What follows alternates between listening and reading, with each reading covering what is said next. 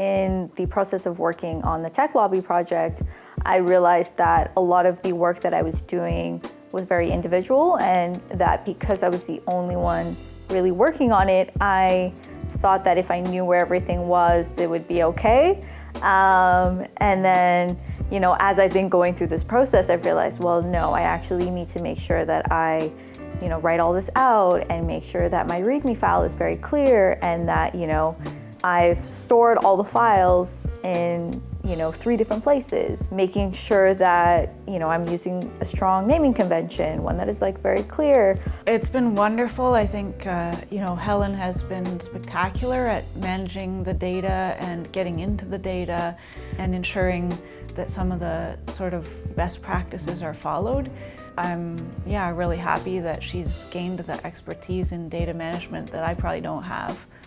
I think generally Sarah and I are probably just a little overwhelmed because there's a lot of data, and so maybe we just feel that maybe we're not doing it well enough. But then when we met with RDM staff and we've talked about, our data sheets, they're like, oh, it's pretty good. I think, you just need to add this and add that. But generally, the structure of the tables were pretty good. So it's very comforting, but then simultaneously, when we want to do more, we kind of run into some form of roadblocks just because there is a lot of data. Because our data has also gone through some transformations over the years, and we've wanted to do new things with it, needed to move it into new formats, and so that's always a task. And so I think from that it did make me more cognizant of the need for data management. It could take many months to get access to information. So a lot of the documents that I have been gathering, I get, data from 2019, 2020, that's kind of where I'm at right now in the collection, 2021. But if we were to, and the reason why we do it that way is because they destroy the records. So if I was just so focused on going after documents that are coming out right now, I would miss all the other documents that are getting destroyed.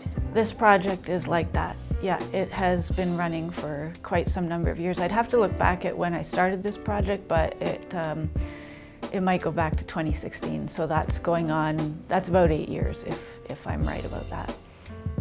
Sarah and I are really just focusing on, receiving the ATI request right now. So we aren't really in the stage of considering the analysis component, but we don't want to lose sight of that because we know that it will come out down the road. I think when we were doing the DMP, it forced us to have a lot of conversations about what she would want to do with the data going forward, and if the data should be used by others or. It's extremely useful to the team. Yeah, having that data management plan there, and Helen's insight as well. For example, she recently said to me, Sarah, we don't want to get too many files here. We need to kind of work with the files that we've got. We don't want to replicate and duplicate and have all kinds of different copies floating around that we don't know where they came from, which is something that I've also said in the past too. But yeah, so I think that she's very good with the data stewardship. Because of the sheer volume, I think we've largely been focusing on getting that part right and then have it necessarily considered, what the analysis would look like. And I think it's largely because we are so focused on looking at the individual documents, but not necessarily. But then simultaneously, Sarah has created all these great visualizations using the data. So I think maybe I just need to have more conversations with her and just find out what she would like to do next.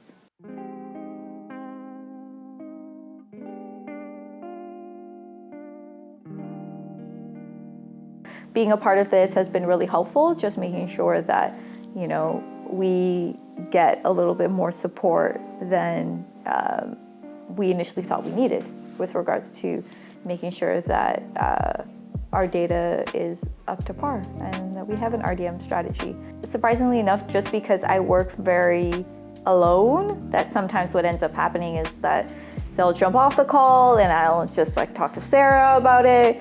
I did mention that if there were key things that I thought that would be really helpful for them in terms of RDM, I would share in the meeting. So I imagine that maybe in the new year, I may talk a little bit more about DMPs and, you know, show them the DMP that Sarah and I created and how they can create their own if they want to for their own projects. You know, Sarah and I mentioned that it was a goal. I mentioned that it would be helpful just to share what I've been learning, just because we're all on the same team. You know, it'd be good for everyone to know there are some folks that may stay on longer with her than I will. And yeah, I'm just really into sharing knowledge. You know, I think Helen did the heavy lifting on building that plan. So I think she can speak more so to the challenges of writing that and the hurdles of writing that. I think I've been more so the beneficiary of the data plan, and she's probably more the expert on that. Hearing from the other teams has been like really interesting, just because from my own work, you know, I was planning to conduct surveys and to work with different groups, and then I also work on projects with other PIs that have focus groups, and like being able to take that information and be able to apply it to other projects that I'm working on is really helpful, you know, just to see, you know, maybe some of the challenges that they're experiencing, like, oh, that's a good thing to note, and, you know, that's something that I could address for other projects in the future. So I think there's stuff we can learn from our various different standpoints with research and our different sort of data practices that we can learn from the research data management projects that are going on, and from projects like the Data Champions project.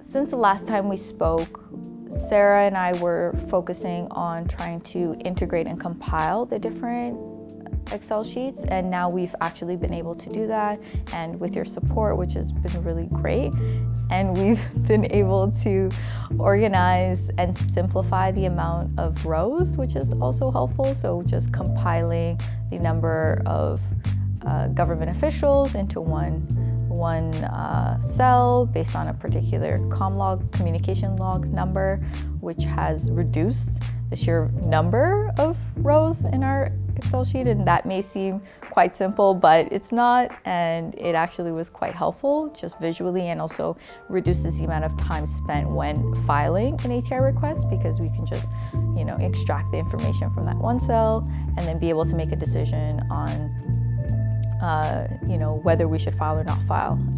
So that's been really great. I'm sure she's had to bring us up to speed on some things. Like, I know she's mentioned some concepts that she's probably learned from the project that I wasn't really familiar with, such as, but where you kind of create a, README. Yeah, I think I was sort of starting to realize that we needed some kind of README, but I didn't know that was a thing. So, so it's been great that way. I think the most important, I will say it again, READMEs and how-tos, documentation, document everything.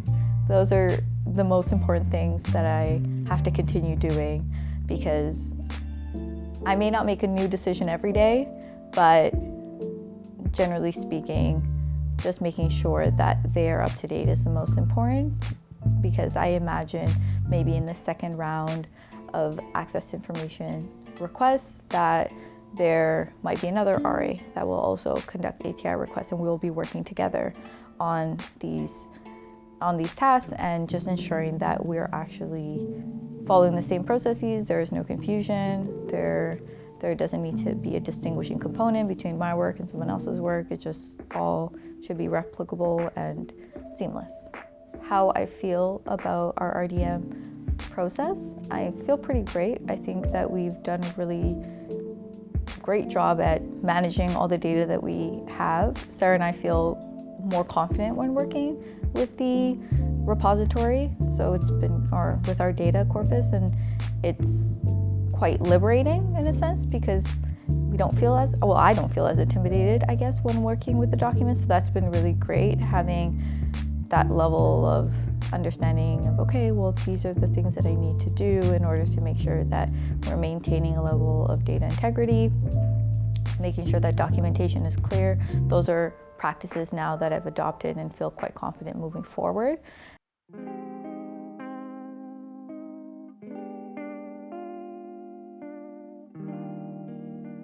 I also think maybe we can press for more data management guidance that is customized to our sort of situations that we're dealing with, because as I mentioned earlier, I think that some of the data management information that I've been exposed to had some limitations as to how useful it was in my context.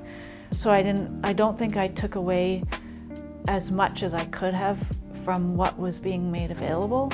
Over the course of my time as a data champion, I find that I've been relating to the project in different ways. I've been integrating my research data management practices, not only working with Dr. Bannerman on the Tech Lobby project, but I've noticed that I've started to integrate into my own practices, which I think shows the nature in which I've been able to really adopt many of the practices.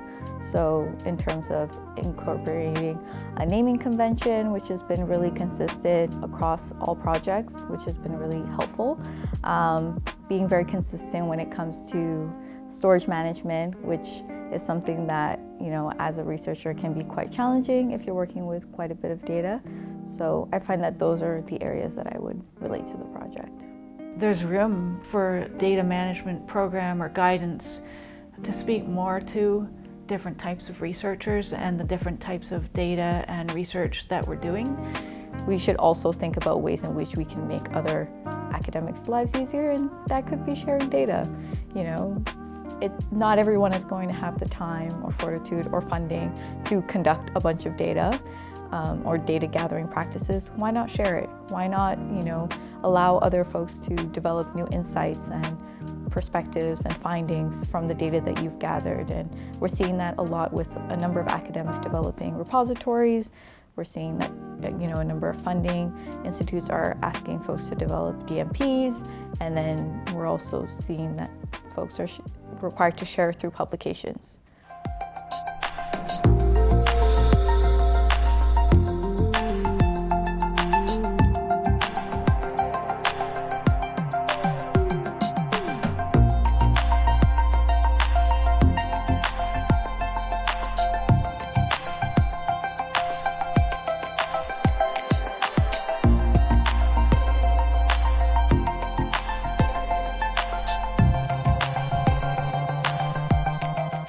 This series is brought to you by SPARC, a Center for Social Research Innovation.